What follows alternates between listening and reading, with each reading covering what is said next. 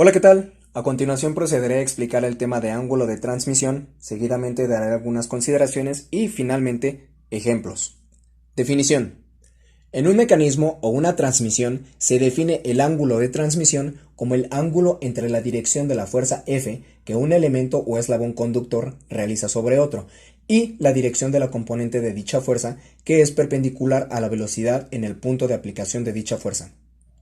Por ejemplo, en el mecanismo mostrado, accionado por el eslabón 2, el ángulo de transmisión entre los eslabones 3 y 4 es gamma, ya que el ángulo que forman la fuerza aplicada por 3 sobre 4 en el punto C, que resulta ser F, y la dirección de la componente de la fuerza FB, perpendicular a la velocidad en C, cuya dirección es coincidente con la componente FT.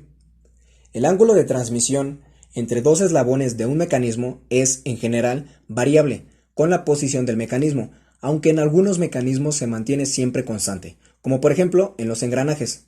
En general, en un mecanismo se recomienda mantener el valor del ángulo de transmisión por encima de 45 grados, ya que valores bajos implican que una gran parte de la fuerza actuante solo contribuye al aumento de las reacciones y del rozamiento entre los eslabones, pudiendo incluso llegar a bloquear el mecanismo, como ocurre en los mecanismos irreversibles.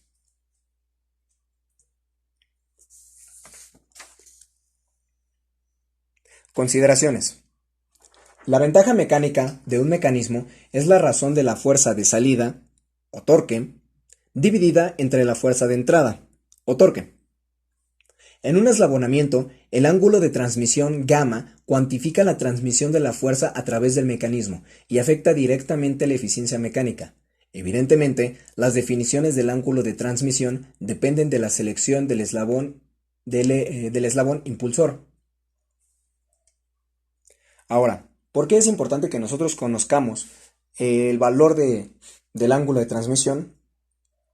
Es importante ya que nos permite conocer en qué momento del ciclo se logra un movimiento suave y una buena transmisión de fuerza. Finalmente, tenemos que los distintos valores que puede tomar el ángulo de transmisión varían de un valor máximo a un valor mínimo durante todo el ciclo de operación del mecanismo. A continuación, se muestra un mecanismo de tipo manivela corredera. En estos eslabonamientos, la ventaja mecánica es proporcional al seno del ángulo gamma. Conforme el eslabonamiento se mueve, el ángulo de transmisión junto con los otros ángulos de las uniones y la ventaja mecánica cambian constantemente. Con frecuencia se desean conocer los valores extremos del ángulo de transmisión. En el eslabonamiento manivela corredera, el ángulo de transmisión se mide entre el acoplador y la línea normal a la dirección del deslizamiento. Los valores mínimos y máximos del ángulo de transmisión se determinan geométricamente construyendo configuraciones como las que se muestran. Aquí podemos observar que el ángulo mínimo de transmisión para este tipo de mecanismos se va a lograr cuando la manivela alcance el punto máximo inferior del recorrido. Por el contrario, va a alcanzar el ángulo de transmisión máximo cuando dicha manivela llegue al punto máximo del recorrido.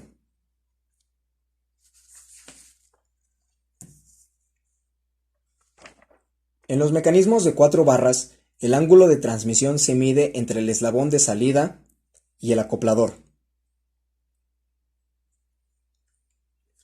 al igual que en la manivela corredera. Los valores de los ángulos de transmisión mínimo y máximo se determinan geométricamente construyendo configuraciones como la que se muestran. Aquí podemos observar que el ángulo de transmisión mínimo para ese tipo de mecanismos se logra cuando la manivela llega al punto máximo en la horizontal hacia la derecha. Por el contrario, llega el ángulo de transmisión máximo llega a su punto cuando la manivela alcanza el punto máximo sobre la horizontal hacia la izquierda.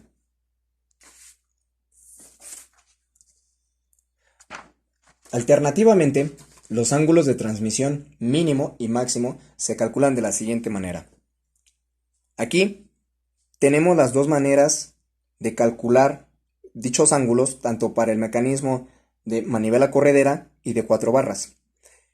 El ángulo mínimo para el mecanismo manivela corredera se calcula con el arco coseno de la suma del eslabón 1 y el 2 sobre el eslabón 3. Y la única diferencia que tiene el cálculo del eslabón máximo es una diferencia, donde antes teníamos una suma para calcular el ángulo mínimo. Para el mecanismo de 4 barras tenemos que el ángulo de transmisión mínimo se calcula con el arco coseno de el eslabón 3 al cuadrado más el cuadrado del eslabón 4 menos el binomio de la diferencia de los eslabones 1 y 2, sobre, todo esto sobre el producto de los sobre el doble producto de los eslabones 3 y 4. Al igual que en el ejemplo anterior, al igual que en el cálculo anterior, podemos observar solo una ligera diferencia, ya que aquí tenemos una diferencia en el binomio y aquí una adición.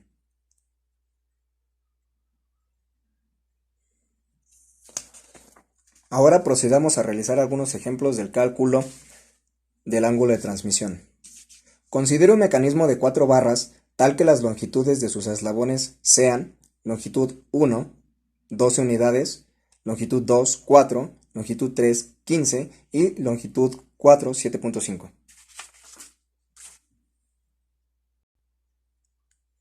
Ahora, tomando en consideración las fórmulas anteriores, procederemos primeramente a calcular con el criterio de Grashof qué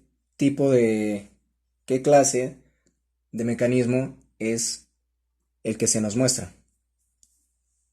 Tenemos que la longitud máxima, bueno, el eslabón máximo es el de 15 unidades y el mínimo es el de 4. Procedemos a hacer la suma.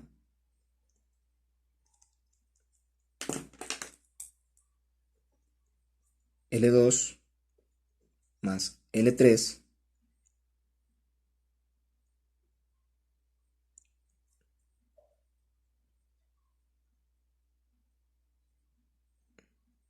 es igual a 19 y L1 más L4 es igual a 19.5, ya que L2 y L3 son menores a L1 y L4. Esto nos dice que es un mecanismo Grashof de clase 1. Ahora, siguiendo estas fórmulas, tenemos que el ángulo mínimo va a ser igual al arco coseno del cuadrado del eslabón 3 más el cuadrado del eslabón 4 menos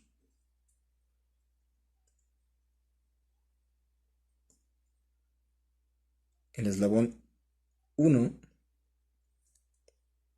menos el eslabón 2 y esto al cuadrado. Todo esto sobre 2 veces el producto del eslabón 3 por el eslabón 4.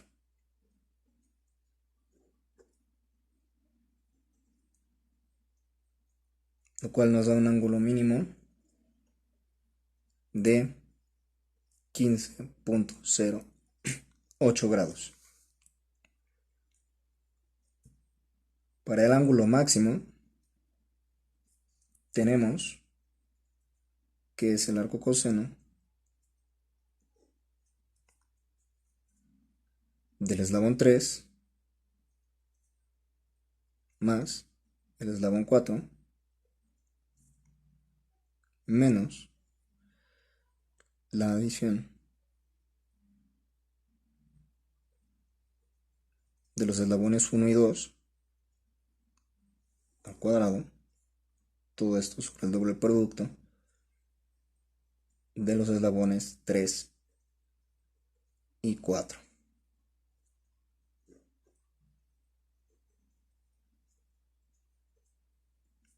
Y esto nos da un total de 83.55 grados.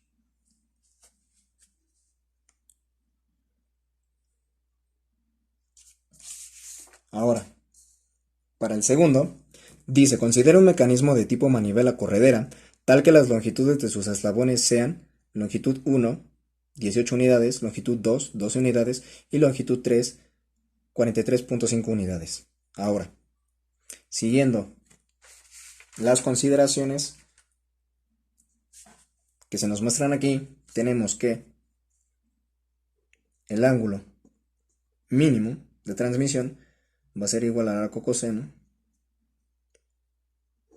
del eslabón 1 más el eslabón 2, todo esto sobre el eslabón 3.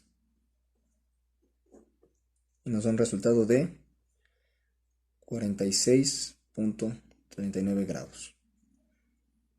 Para el ángulo máximo tenemos el arco coseno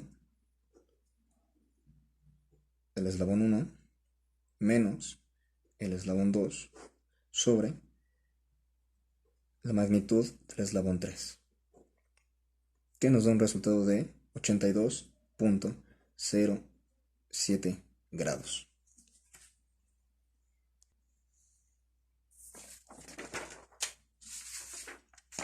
Ahora, si hacemos un análisis de los resultados, nos daremos cuenta que estos dos mecanismos no son los más óptimos durante todo el ciclo, ya que sus valores oscilan para el primer caso entre los 15 y los 83 grados y para el segundo caso entre los 46 y 82 grados.